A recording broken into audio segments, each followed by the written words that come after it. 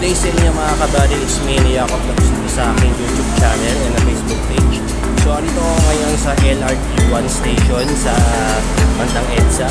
So sa nakikita nyo mga kabady, medyo mahaba kasi ang pila dito ngayon. So eto, medyo naghihintay-hintay lang ako mga ilang minuto kasi ang dami-dami na ng mga kukuha na kasi ng ticket dun sa may ticket station dun mga kabady. So nakikita nyo mga kabady, medyo mahaba-haba ang pila, ang dami ng mga pasahero. Kaya ako, medyo lang ako, maghihintay ako ng mga ilang minuto. After ko naman maghihintay ng mga ilang minuto, kasi nasabi ko kanina at bibili na rin ako ng ticket. So, of course mga kabady, so ito okay naman ako. Medyo maganda naman ang takbo ng buhay kahit paano, kahit sa hirap ng mga pinagdaanan ko. So, dito ako pa rin, stay safe pa rin ako at kakapate pa rin mga kabady. So, today is our videos ngayon. So, andito ako ngayon sa LRT EDSA station at pupunta kasi ako na Maynila. So, dun sa may bandang Luneta Park. So, samahan nyo ako mga kabady at enjoy nyo ang aking videos ko sa content ko. At sana supportahin nyo ang aking Jacob Vlogs sa YouTube channel and also sa Facebook page ko. Supportahin nyo mga kabady. At isa lang mga kabady, I would like to shout out sa lahat ng mga mga kaibigan ko, mga ka-workmates ko, hello sa inyo. And also mga family ko dyan, hello sa inyo. Don't worry mga kabady, okay na ako dito. Mag-iingat lang ako. So andito kasi ako, may dala akong face mask para may iwas lang ako sa mga alikabok, sa mga pollution. So mahirap na mga kabady, so kailangan maging safe lang tayo at sumunod sa mga protocols. So ito mga kabady, pipila ako ngayon dito. Pipila na ako ngayon. So tabayaran nyo na lang. So, yun lang. Babay sa inyo mga kabady.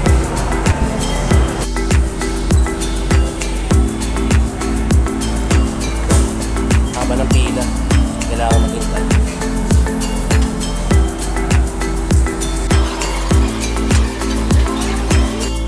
Ito mga kabady, bibili tayo ng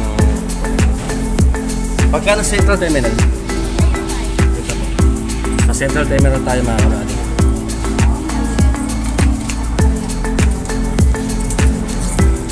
Thank you po. So, ito na mga kabady, nakabili tayo ng ticket. So, pupunta tayo ng Central Terminal sa station papunta sa destination natin. So, 25 pesos lang naman ng ticket ng papuntang Central Terminal from EDSA to Central Terminal. So, ito papasok na ako sa station. So, tingnan natin. So nakapasok na tayo sa train mga kabady. So gagawin natin, maghihintay lang tayo ng darating na train. So ito ang EDSA station ng LRT1. Medyo dami mga pasero ngayon dito mga kabady. Pagpasensya nyo na mga kabady, medyo mahina kasi ang boses ko kasi wala pa naman masyadong microphone kasi nasa outlet pa ng microphone ko. Kaya pagpasensya nyo na, kaya bibili na ako mga under na next na equipments ko sa aking vlogging ko. So pagtsagaan ko na lang siguro itong nagamit ko para sa vlog ko. So thank you so much pare, kahit na ganun pa rin na mangyari, tuloy-tuloy pa rin tayo mga kabady. So eto, maghihintay na ako ng train mga kabady.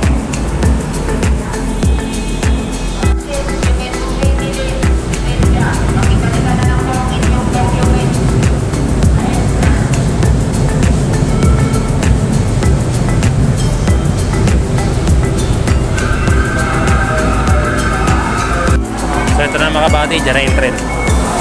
Pasok na tayo.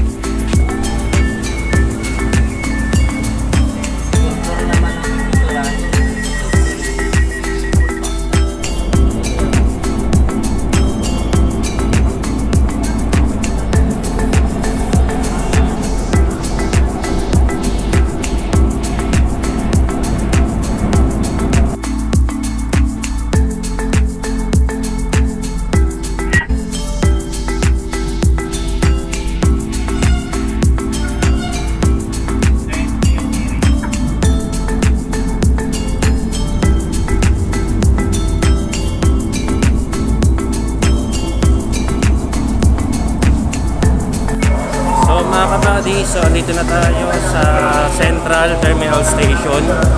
So ito na, medyo mahaba-haba ang biyahe mga kabady. So ito medyo okay lang naman, safety pa rin. Kasi kanina sa pagbiyahe pa sa loob ng tren sa LRT, bawal kasi mag-ingay doon.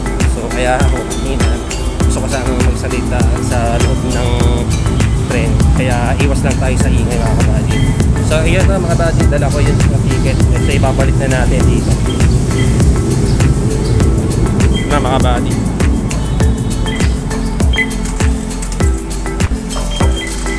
So finally, so nakalabas na tayo ng station. Actually nga, nandito na tayo sa bandang Maynila eh. Sa Maynila na tayo mga kabady. Kaya thank God pa rin na lahat ng mga pasahero safe naman. At medyo na naman tayo ingat-ingat lang sa mga tao dito kasi hindi natin alam. Hindi natin masasabi mga kabady. So ingat lang tayo palagi. So nito tayo sa mga kabady mga tiyanggi-tiyanggihan. Nasa mamay tayo internet cafe ka mga kabady.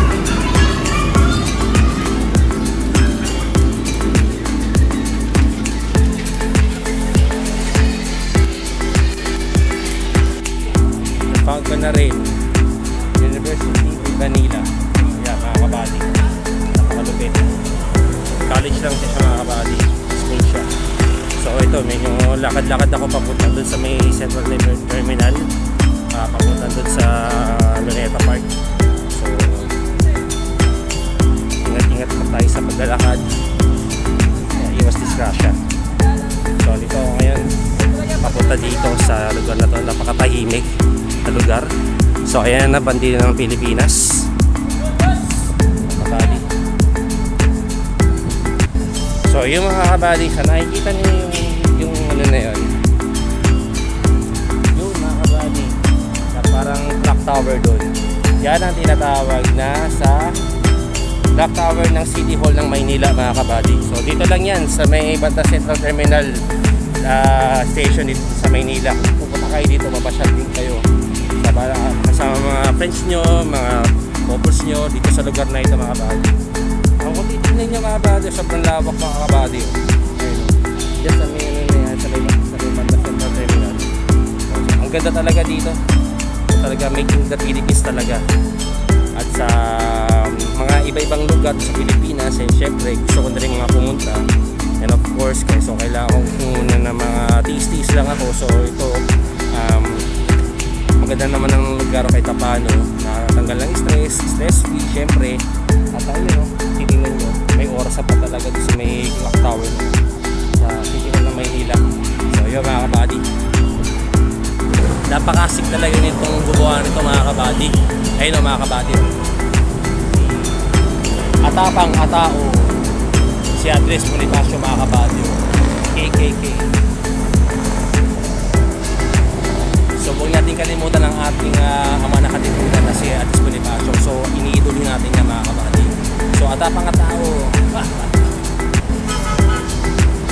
Asa natapusin nyo mga kabady, kanina sa video ko medyo may ano na ako, may face mask ako kanina. So ito, tinanggal ko ng face mask ko mga kabady.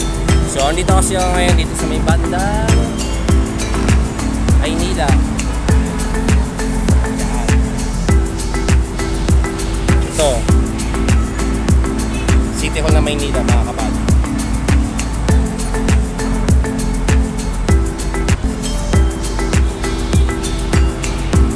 Okay, napakaganda.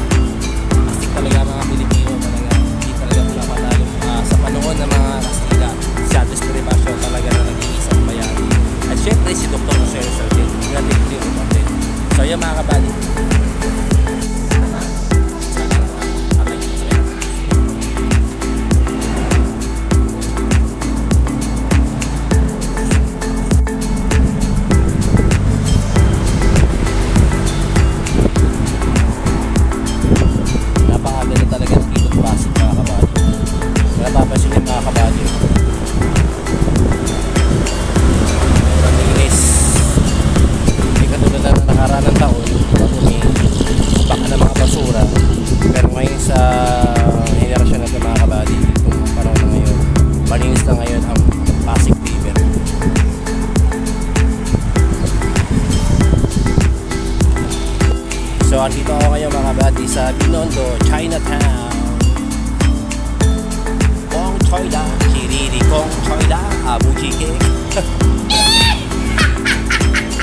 tayo sa may Binondo sa lugar ng mga Chinese mga kabady. Yan.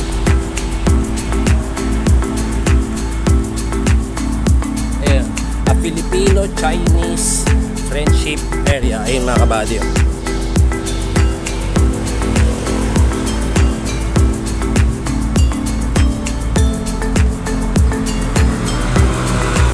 Medyo mahaba-haba ang lakad ko kanina mga kabady. So pahinga muna tayo mga ilang minuto.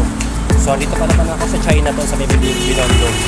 So sa napapansin nyo mga kabady, medyo maraming mga sasakyan dito sa lugar na ito. Dito ako sa may bandang intersection. Kaya ito, keep safe naman tayo mga kabady dito. So tabayan ko nyo na lang sa next video ko. So mga kabady, so mag-break tayo muna ako sa mga ilang sandali. Ingat lang kayo palagi. So finally mga kabady, so andito ako ngayon sa Binondo Church. So sa nakikita nyo mga kabady, medyo tahimik-tahimik sa lugar nito. In fairness naman sa nakikita ninyo. At medyo malawak naman ng mga sasakyan. At syempre dito mayroong fountain. Ayun mga kabady.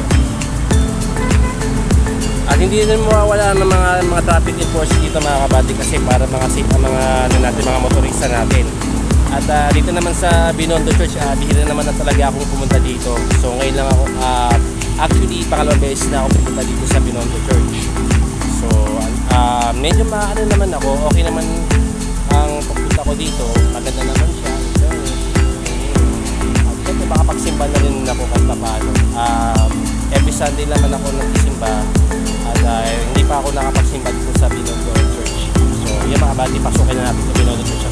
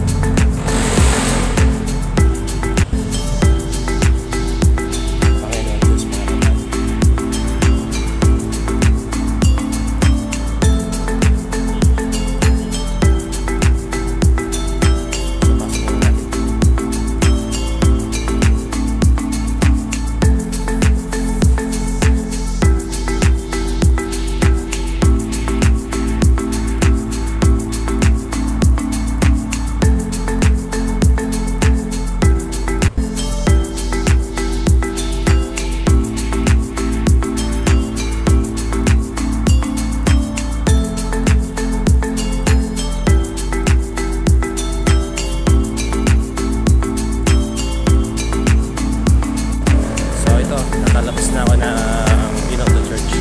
So next tayo sa next journey natin.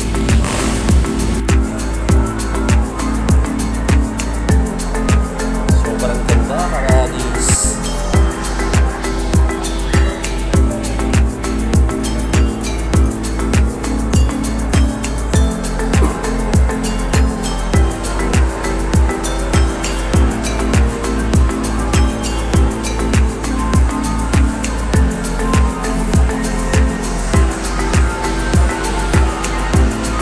So kanina mga buddy, dinaanan na natin ang LRT1 sa may EDSA station, and then papuntang Central Terminal sa Maynila, tabi ng munisipyo ng Maynila.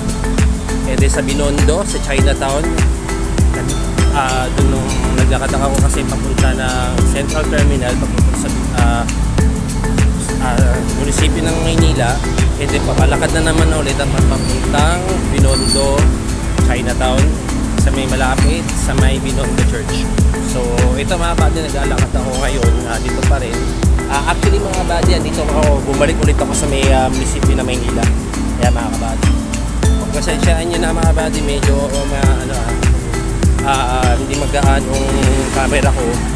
Sobrang hinaw, nasisilawan. So ito mga kabady, bumalik ulit ako sa may munisipyo ng Maynila. Kaya mga kabady. So after nito mga kabady, papunta ako sa Luneta Park.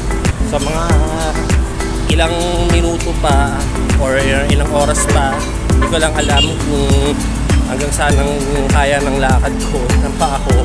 So mga 1 kilometro pa napapunta dun sa Neto Park. So ayun mga kabady, at ito may mga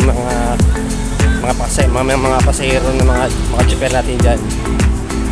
At dun sa ano natin mga kabady, dito naman po excuse me mga kabady, medyo lang ako sa vlog yun, may nauudal kasi nakaroon kasi ako ng ano dito eh. So ayan, may na naman ng kalsada.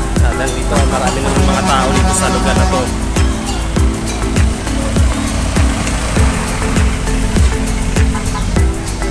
So ito mga kabady, so nakita mo ang National Museum ng Pilipinas. Ito lang sa Maynila. So napapansin nyo mga kabady, ang ganda talaga niya natignan. At saka kung naalala ko dati nung bata pa ako, sa 50 pesos, kung maalala nyo mga kabady, at dun sa likod ni Sergio Osmeña, kung ano yung nakita nyo dun dati sa likod ng papel na 50 pesos, ito yun mga kabadys. Yan ang tinatawag na National Museum. So ito, na-encounter ko na naman ulit siya. Actually, pangalawang beses ko na naman siya nakita. Okay. So tuloy tayo sa hantungan natin sa Luneta Park. So ito, medyo mga ilang kilometro na lang ako maglalakad. So yun mga kabady, station tayo. Ito nga mga kabady, dito na sa Luneta Park.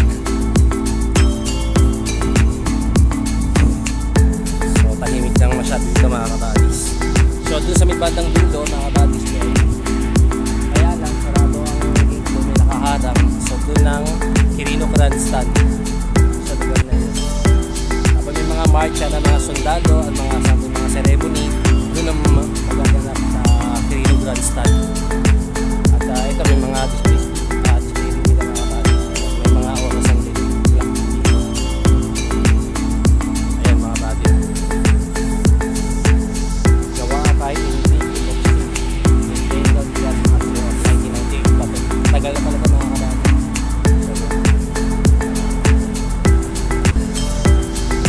So ito na ang ano natin. Medyo tatahimik-tahimik lang dahil mga sasakyan dito. Kung napapansin nyo, ito mga papuntang Ross Boulevard yan. Yan napuntang Rizal. At ngayon mga kabady, finally, so dito ako ngayon sa Luneta Park, sa bandang sa Rizal Monument. So sa nakikita nyo mga kabady, at may mga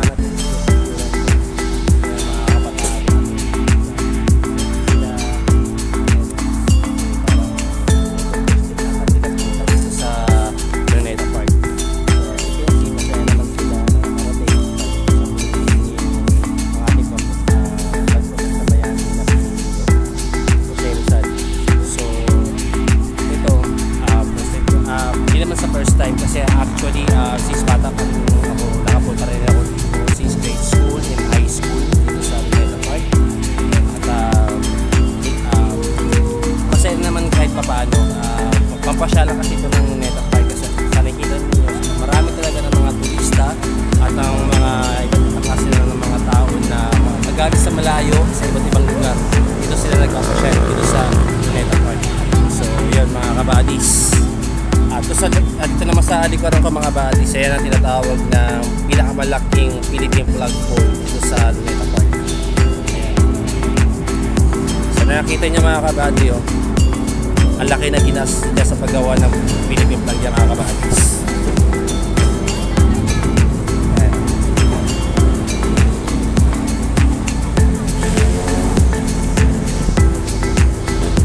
Pwede pa mo pasyal-pasyalan dito sa mga lugar na yan.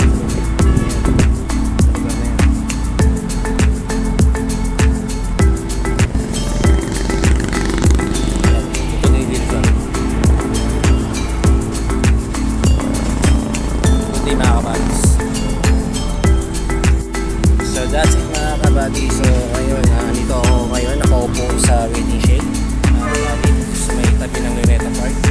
So mission accomplished tayo mga kabady. Simulang sumakay ako ng LRT Line 1 sa EDSA Station sa papuntang Central Terminal. And after that, sa papunta ng Binondo, and then pabalik ulit sa may banda